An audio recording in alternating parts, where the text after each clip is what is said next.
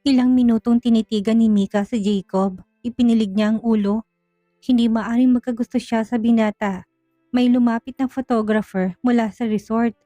Sir, ma'am, kasama po sa package ang photos at videos for souvenir. Can you look at each other? Close a little bit. Maybe pretend to whisper something sweet para po magandang picture. Napansin yung iritasyon sa mukha ni Jacob. Sige, ilang shots lang kasi gutom ng bebe loves ko. Dumikit siya sa binata. Kunwaring bumulong habang hinahawakan ng kamay nito.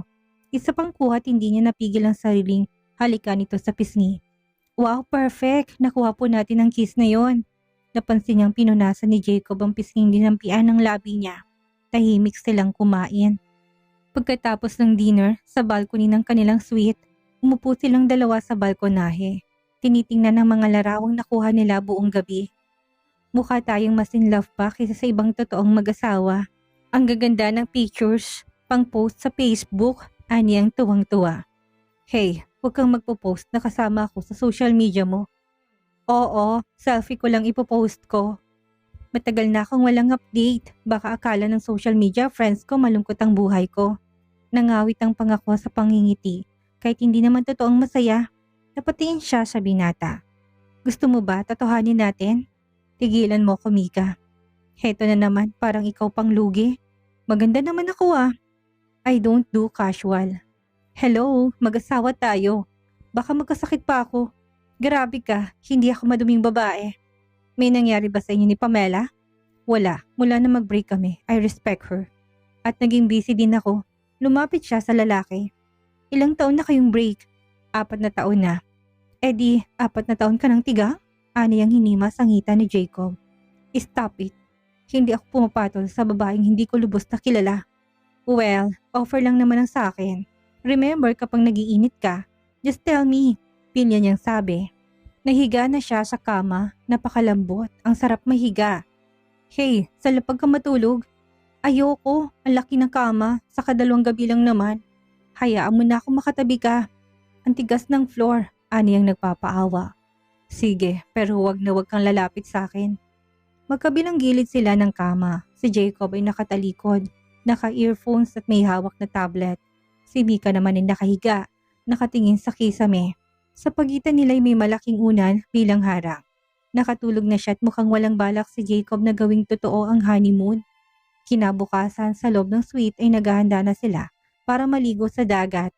Nakatapis ang tuwalya si Mika habang nakaharap sa salamin. Inaayos ang buhok, nakasuot ng kanyang two-piece swimsuit. Emerald green, low cut sa harap, high waist ang ilalim. Classy pero sexy. Tinanggal niyang tapis, nag-inat sa harap ng salamin. Confident, madalas siyang sumali sa mga bikini contest kapag kailangan niya ng pera.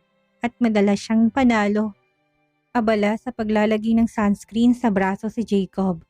Ready ka na ba? I want to swim before the crowd comes in. Morning light is perfect, anang binata. Yes, born ready to. Pagharap ni Jacob, napabitaw to sa hawak na bote ng sunscreen. Literal na lumuwang mata na patingin sa katawan niya. At mabilis na bumalik sa pagtingin sa kanyang mukha. Umubo ito ng masilayan ng kanyang magandang katawan. Magpalit ka, wala ka bang ibang dalang pampaligo? Tumaas ang kilay niya, umikot pa na parang rumarampa with matching kaway na tila pang Miss Universe. Itong bago kong swimsuit. Sinadya ko tong isuot, ang ganda nga eh. Nagmamadaling pumasok sa closet. May hinugot na isa pang outfit. Ito na lang, inabot ang isang rash guard at board shorts na pag-aari nito. Comfortable yan at desente. At hindi ka pagtitingnan ng mga tao. Hindi niya inabot ang mga damit. No thanks, hindi ko na masuot to para pagtinginan. Suot ko to kasi gusto ko. Saka hello, nasa beach tayo. Malamang swimsuit ang dapat na isuot. Hindi mo ba naiisip? Baka may makakita, makarating pa kay Lola Mila. Ayaw ko ng drama. At huwag mo kong bigyan ng kahihiyan. Bilis na, magpalit ka. Umiti siya ng pilya, lumapit sa binata. Ayaw mo makipag-sex sa akin kaya maghahanap ako ng boylet sa labas. Ani ang nagmamadaling lumabas at iniwan ng lalaking umuusok ang ilong. Lumalakad siya sa buhanginan, confident at carefree. Halos lahat ng lalaki sa resort ay hindi maiwasang tumingin sa tila diyosa ng karagatan. Si Jacob nasa likod niya. May hawak na beach towel at parang bodyguard na stress. Grabe ka, wala ka talagang pakialam no? Kita ng singit mo. Anitong hinahabol siya. Maputi naman ang singit ko. Mataas ng sikat ng araw, kumikislap sa malinis na tubig dagat. Ang buhangin ay mainit pero malambot sa talampakan. Matao ang resort pero tahimik pa rin ang ambience. Exclusive pa din na tila hiwalay sa mundo. Nasa tubig sila, naglalaro sa mababaw na bahagi. Sinasabuyan niya ng tubig si Jacob. Naiinis ito habang tinatapunan ng tubig. Tumigil ka nga. Wala kang laban sa akin, kabral. Ani ang mas nilakasan ang saboy ng tubig at gumanti ito. Napailing na lang si Jacob at lumangoy sa malalim. Ilang sandali pa, napansin niya ang isang shell. Sa hindi kalayuan at naglakad papalayo ng konti mula kay Jacob. Habang nakatuon ang atensyon niya sa shell, may tatlong kalalakihan. Mga turista na nakatayo malapit sa kanya. Formal ang bihis nila kahit nasa beach. Branded shades, mamahaling relo, halatang mga mayayaman. Isa sa kanila matangkad at moreno ang lumapit sa kanya. Hi miss, napansin ka lang namin, ang ganda mo pala talaga up close. Anang isang lalaki. Pwede bang makahingi ng number mo or Facebook? Hirit ng isa.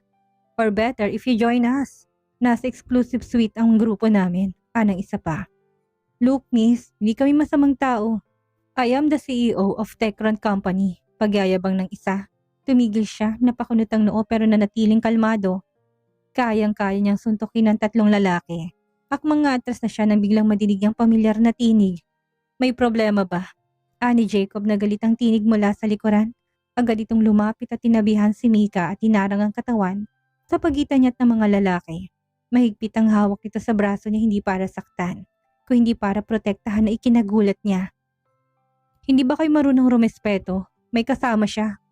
Chill bro, wala namang masama. Nakikipagkaibigan lang kami, sabi ng isa na nagtaas ng kamay. Next time, alamin niyo muna kung taken ng nilalapitan niyo. Sabay akbay sa kanya.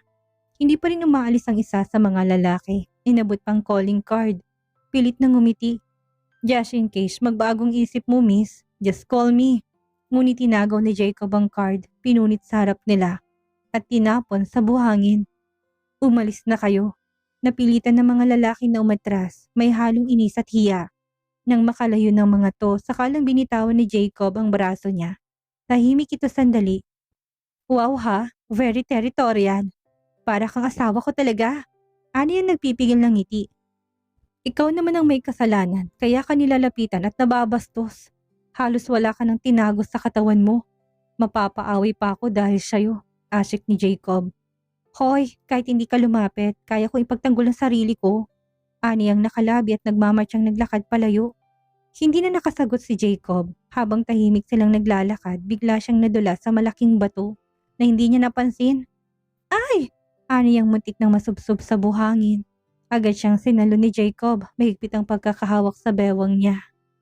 Napakapit siya sa leeg nito, nagtagpo ang kanilang mga mata. Biglang natahimik ang paligid na parang sila na lamang ang tao. Parang eksena sa telenovela. Tila huminto ang oras. Ang mga hininga nila ay halos magkapalit. Mabagal ang pagkurba ng ngiti ni Jacob habang unti-unting nagiging seryosong tingin.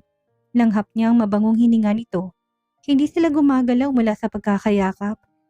Dahan-dahang naglapit ang kanilang mga mukha. Pumikit siya ngunit isang malakas na sigaw mula sa malapit ang pumigil sa sandaling muntik na maglapat ang kanilang mga labi. Mama, may starfish oh! Sigaw na isang batang malapit sa kanila. Parang natauhan silang pareho.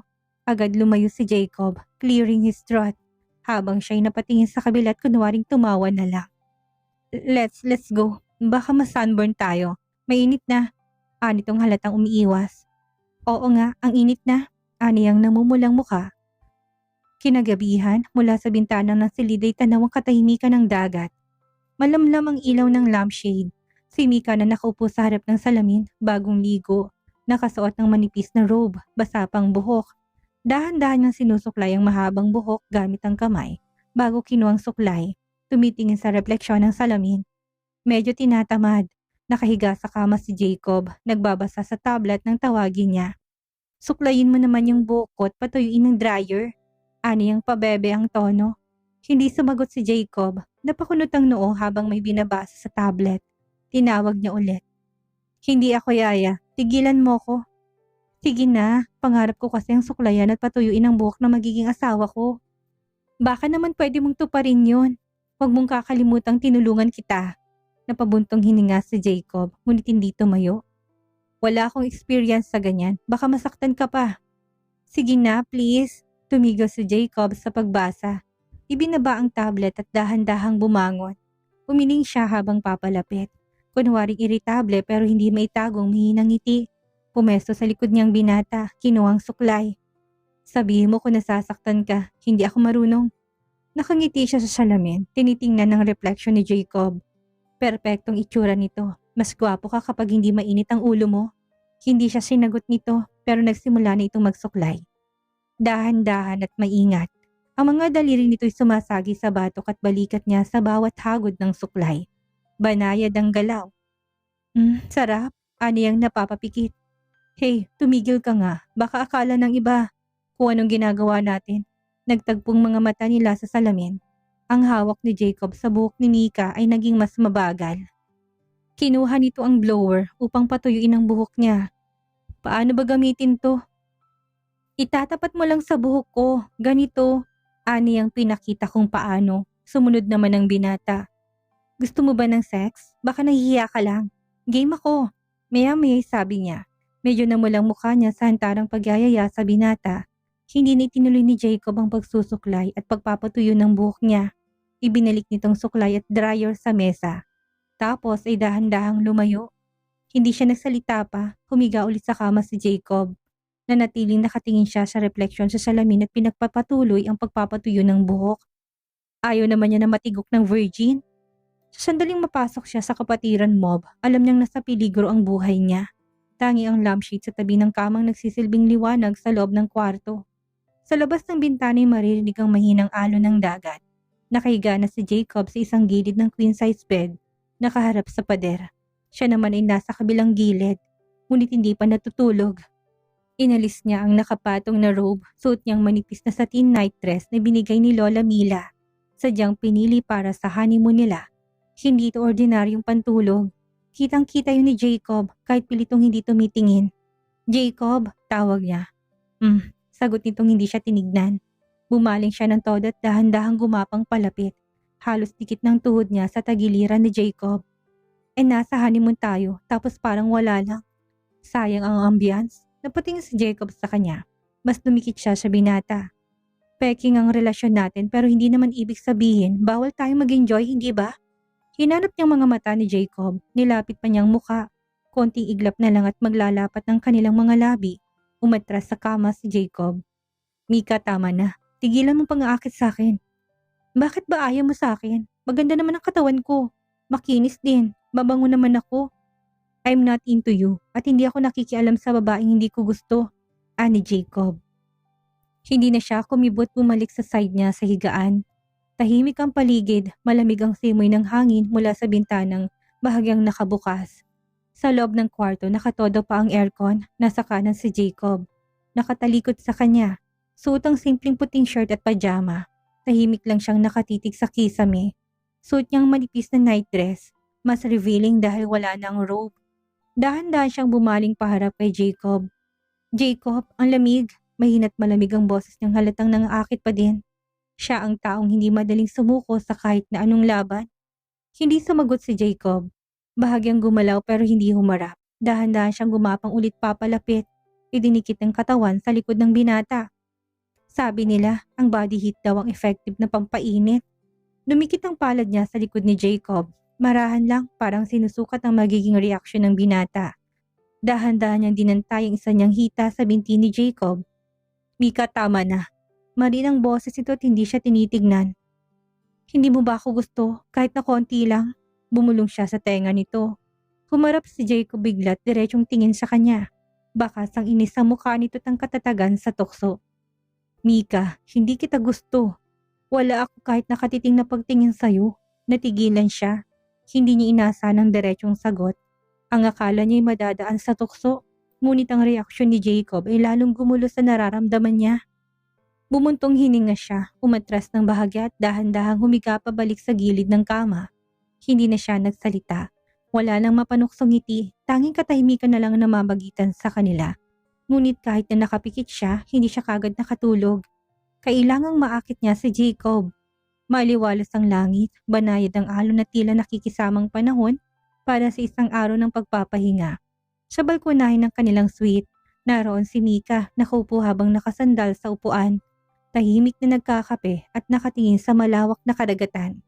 Suot niya ang simpleng beach wrap at panloob na swimsuit na mas daring kaysa suot niya kahapon. Bumukas ang sliding door. Lumabas si Jacob, bagong ligo. Suot ang simpleng rash guard at board shorts. May hawak siyang maliit na bag at may suot na sunglasses. Baka gusto mo magkape? Ipagtitimpla kita. Ani ang nakangiti. Mamaya na, gusto mo bang mag-island hopping tayo ngayon? Island hopping? Yeah, may sinuggest yung resort, mga malilit na island nearby. Maganda raw yung cave diving sa isa tapos white sand beach sa kabila. Sabi ko sa front desk magpapabook kung sakaling pumayag ka. Sige wow, gusto ko yan. Hinahampas ng alon ng gilid ng bangka at tinatangay ng hangin sa kanyang buhok na nakatali. Pagdating nila sa maliit na isla ay may ilang taong naroon. Nagsalita si Jacob habang naglalakad sa buhangin. Mika, pwede ba tayo maging magkaibigan para maayos na matapos natin ang kasunduan? Napatingin siya sa binata, hindi niya inaasahan yon. Magkaibigan? I know may kasunduan tayo. Alam nating pareho na may dahilan kung bakit tayo pumayag. Pero habang papalapit tayo sa dulo, mas gugustuhin kong matapos ito na hindi tayo parehong galit sa isa't isa. Mas okay kung ayusin natin to at maging magkaibigan. Tumigil sila sa lilim ng isang puno sa tabi ng buhanginan. Nasa harapan nilang malinaw na dagat na tila ba inaanyayahan silang magtampisaw. Inabot niya ang palad. Okay, magkaibigan. Ayos at pakiusap lang, tigilan mo pang aakit sa akin. Tumango siya sabay alis ng telang nakatabing sa swimsuit. Lumuwa na naman ang mata ni Jacob. Mika, ano ba yung suot mo? Bakit? Konti lang naman ng tao. Ani ang tumakbo na sa tubig. Napakamot na lang sa batok si Jacob na sinundan siya ng tanaw. May dumating na isang grupo. Mukhang isang malaking pamilya. Lumapit sa kanyang isang matandang babae. Kayo ang bagong kasal sa resort ano? Halika, tikman niyo to. Ay wow, thank you po Nay. Ang bait niyo naman. Ani ang tinanggap ang suman. Dahil likas sa kanyang charm at kakulitan, agad na napakalagayang loob ni Mika ang pamilya. Pinaupo sila sa isang mesa, pinakain ng mga lokal na putahe, at maya-maya tumugtog ng gitara. Anong kanta po bang gusto ng bagong kasal? Tanong ng isang lalaki may hawak na gitara. Matangkad dito tila modelong katawan. May request ako, kahit na maputi ng buhok ko, please, sigaw niya. Para sa magandang bisita natin ngayong araw, this song is for you. Napatingin si Jacob sa eksaktong sandaling masyadong malapit ang lalaki sa kanya habang kumakanta ito. Nako sir, kailangan niyo pong pabantayan ng misis niyo. Ang daming magkakagusto dyan. Balitang balita sa resort ang kagandahan. Anang matanda sa tabi ni Jacob na nadinig niya. Napahawi tuloy siya ng buhok. Tiwala ko na sa asawa ko. Sa akin ang pagmamahal niya, sagot ng binata. Dahan-dahang lumapit si Jacob. Ibinalik ang balabal niya tinawakan ng kanyang bewang. Tila paalala na pag-aari siya nito. Napalingon siya kay Jacob, nagulat pero ngumiti lang. Nilapit itong bibig sa tenga niya. Tigilan mong pagpapakyut sa iba, naaasar ako. Bakit ka maasar? Friends lang naman tayo, hindi ba? Ani ang tumawat nakipagsabayan sa pagkanta sa lalaki. Excuse me po, mauna na po kami. Ani Jacob at hinila na siya. Nasa bangka na sila pauwi, yakap niyang sarili. Natanaw niya ang sunset. Napangiti siya dahil nag-enjoy siya kahit na bukas ay uuwi na sila. Biglang lumakas ang malamig na hangin at lumitaw ang maliliit na alon. Ilang hampas ang tumama sa bangka nila. Sir, ma'am, mukhang may paparating na malalakas na alon. Kapit lang po kayo. Anang bangkero na halatang kabado. Kaya pati sila ay kumakabog ang dibdib. Napakapit siya sa braso ni Jacob. Malalaki na ang alon, kumakalabog ang gilid ng bangka. Sa isang iglap, may bahagi ng tubig na sumampa sa loob. Nangamba ang bangkero. Sinubukang balansin ang direksyon pero huli na. Umawa kayo, bakit tumaob? Sigaw ng lalaki. Isang malakas na hampas ng alon at tuluyang tumaob ang bangka nila.